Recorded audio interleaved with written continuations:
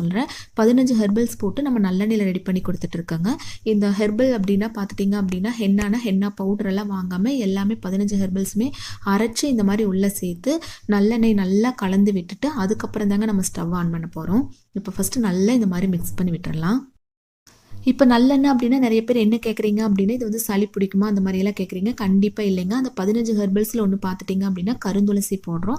அது மட்டும் இல்லாமல் இது நல்ல ஒரு 3/4 மணி நேரம் அப்படியே நல்லா விட்டுட்டு அதுக்கப்புறம் இறக்கி வைப்பேன் இல்லைங்களா, அந்த ஸ்டேஜில் நான் மிளகு சேர்த்து இறக்கி வச்சு ஒரு 2 டேஸ் அப்படியே விட்டு அதுக்கப்புறம் தான் ஃபில்டர் பண்ணுவேன்.